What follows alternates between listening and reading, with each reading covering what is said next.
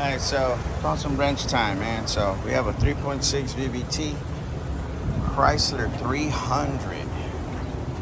Chrysler 300 automatic. Fuel pump's out. Sprayed some goat juice right here. Take this off. Spray it in there. And the car starts up. So we're gonna change the fuel pump on this thing. They come with two fuel pumps, right and a left, right? Your left side, your right side of the car, passenger side, let's put it that way. Your passenger side is your surge pump. So you need to remove the rear seat, and literally it locks into place, and you just yank it out. Bam! There it is, right? So before you do anything, come to the trunk, disconnect your battery. All right, you can just do the negative if you want, but I like to do both to avoid anything. So you disconnect that first, since it is an electric powered that we're going to remove, and then you remove your anything electrical to get removed. Because what sometimes might happen, which I do have my scan tool to take them off, is you will get an alarm if you do it with the battery on. In other words, this got disconnected, you do the job, and then you reconnect it, and now you have a code. So we're gonna remove that one on the other side as well. And there is the main pump, and then you have your surge pump on your passenger side and your main pump on the driver's side. So we will be doing those. Let's disconnect that one over there. Like this. It's gonna have a clip like this.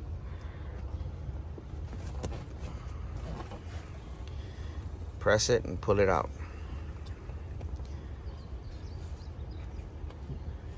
You'll see the little clip where you're supposed to press. Feel all the way around the housing, and then one of it is, a part of it's gonna do this. Look, see? The soft spot right there. That, right there. All right, so we're gonna take it off.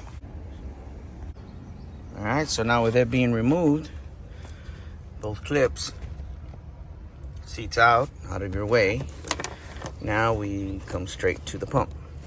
Pump is here. It actually has a little window that's been cut up, so you go up, and this should just pop out, and there's your pump right there.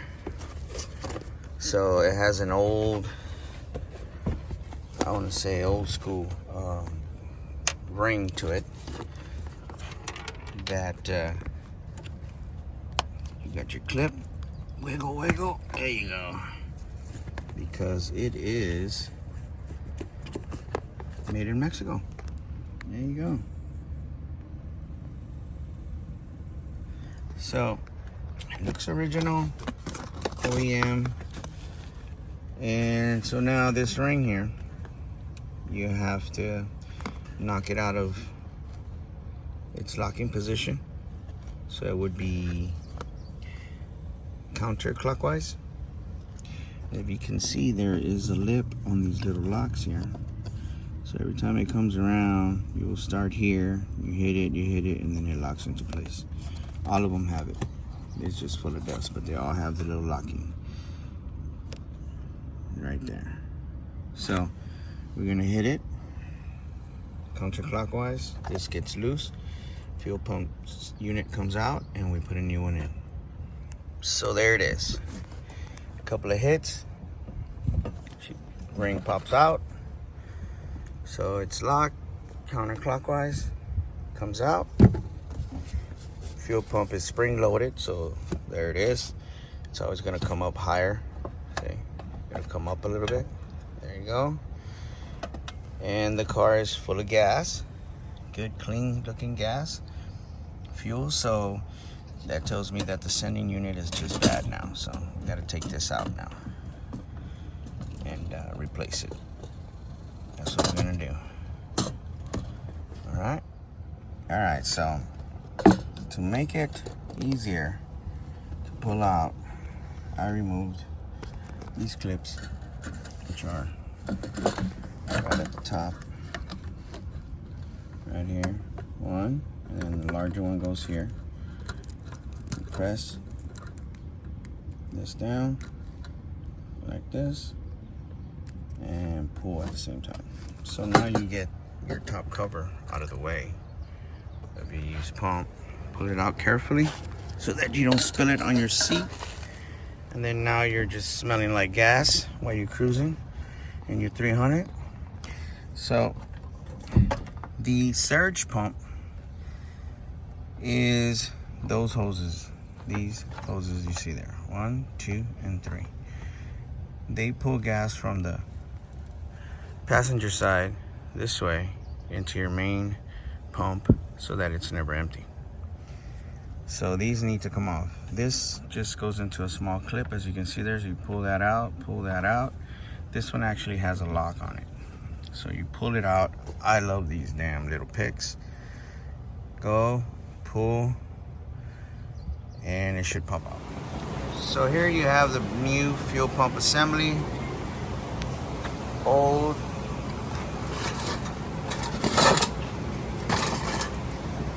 fuel pump assembly. I always put it on something so it doesn't drip inside the car. New. So they always come with the floater unattached. Some of them, most of them do. So then you would just take a look at your old one, snap into place like so. Snaps into here. It only goes in one direction because it has a double. It has this one and the guide itself. So you can't put it there. It needs to fall right into the groove. There, snap it into place, and she is good. And there you have it.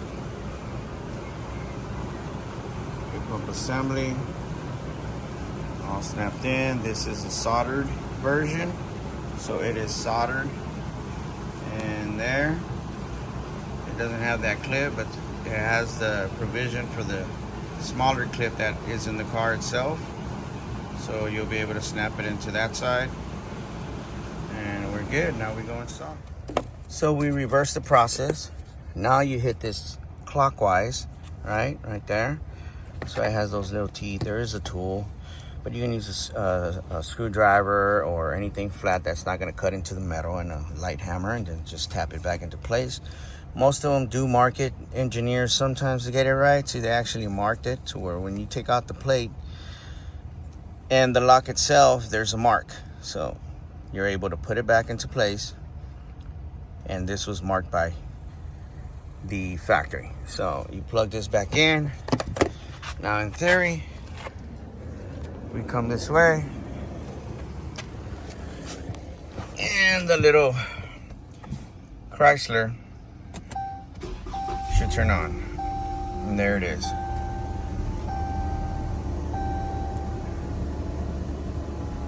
She has a full tank of gas, 319 miles to empty. So you are good to go here. Now the next thing we're doing is we're gonna top off the transmission fluid on this one. Oh, this was a new one for me. I know it's electric, right? I've dealt with Beamers that cannot get towed because they have an electric transmission. The fact that and there's videos out there. So for me to tow it, I have a trailer, but we used a car dolly. So that means two wheels have to be on the street surface, rotating. So there's lever here. There is a phone holder, change holder, what have you, and goes right here. So you remove it, pops right out, right? This lever right here, this lanyard, you literally put it on run, It's not gonna turn on, right? Because it's cranking over. You don't, excuse me, you don't crank it over. You just put it there. It's not on, and the car won't turn on because it needs a fuel pump. So you put it on the run or accessory, and you come here and you pull the hell out of this. This is a quite interesting setup here. It's just a lever with the cable there. I'm gonna assume that that cable enables the transmission and puts it in neutral. So then this starts blinking. Once it blinks, it starts blinking, your car is actually in neutral. And this is like yay high. It's up here. It's pointed up here, not down there. So when it's up here, lights blinking, I've seen these being towed behind RVs and what have you, and I have seen them be towed on a dolly. So that's a new one for me, but maybe somebody out there will learn it as well and can use it to their benefit. Okay, so you pull this out, light blinks, you are on neutral. Car can move. So right now it's down, so that means you can press the brake, put it in reverse, neutral, drive, all that good stuff. So there you go. Transmission is activated, and now you just put your little holder back, change holder, phone holder, and there you go. Snaps into place. Now your car is ready to roll. Fuel pump is working. It's got a couple other little issues there that I'm gonna address, and find it a happy home. Remember the dingy lights.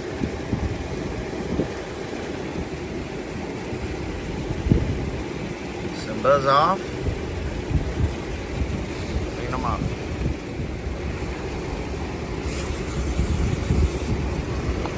Spray it nicely.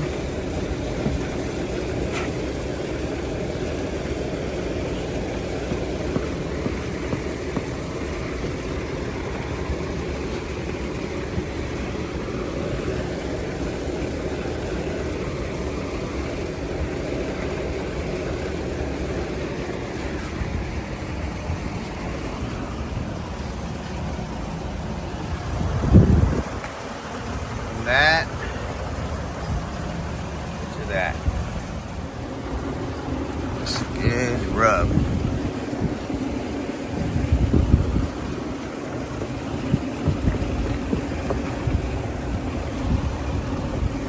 Get all that gunk off of it.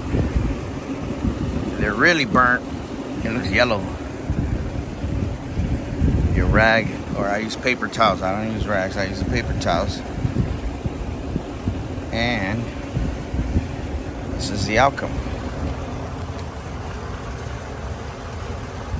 Looks good to me. So we're going to do a quick oil check just to see how the oil is. Clean white rag. Right there's fine. Right there's fine. Just lay it on there. Put it out and lay it on there. We're not looking for how filled it is.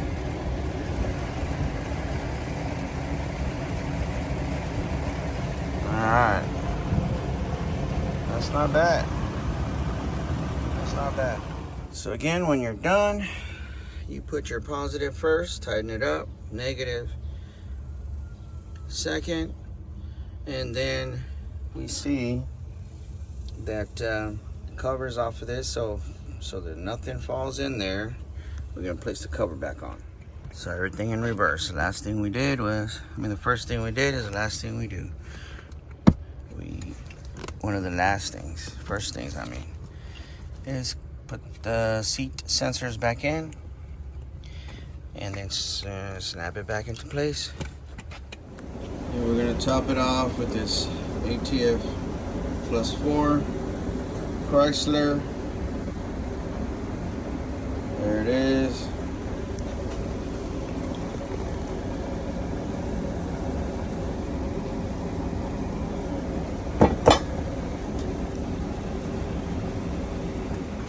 So the Chrysler 300 fill and drain are next to each other. Engineers at their finest. Obviously, right? This is the ground down here. This is the street side. You drain. And that's your fill. So, right now the car is lifted from the front. I'd say about, I don't know, a foot. So if the car's on an incline, lift it from the front side, and this is your low side, right? Why would you put your fill and your drain on the same side? Obviously, engineering and dealerships have this in mind, because the only way this will work right is if you have a lift and you lift it up evenly, right? You lift up evenly, and then you drain and you fill with the car being level, right? Or why not put a dipstick? You know, like old school Chrysler. Give me a dipstick where I can fill it up and not have to get charged $300 or more. I think it's a lot more than that. Anyways, we're going to top it off, and that'll be it. So you get your Allen key, side, break it loose, and now we're doing it by hand.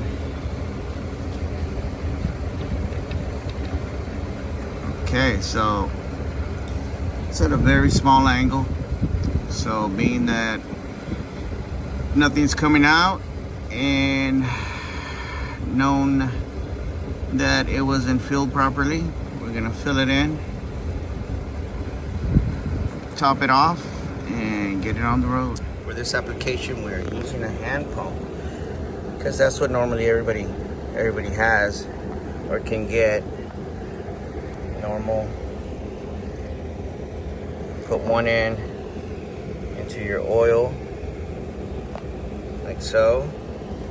The other end is going to go into, I have two of them connected together, so then we go down there, stab it, and pump. One pumps, one keeps it in place, and get it done. All right, so there you have it. You stab it into the little hole there, and so put it in and pump. Keep going. As soon as it drips out, we know we're full. So there you go. It's coming out from the top. That means she is filled and topped off. So now we go for a drive. Make sure everything is working as it should. Luckily for me, I live right off a highway, so all the gears are shifting in. You can see the RPMs go down every time the gear comes in. ABS and traction control do need service. Goes another gear, so it's running great. Fuel pump's doing what it's supposed to do, making the car mobile. Transmission was topped off.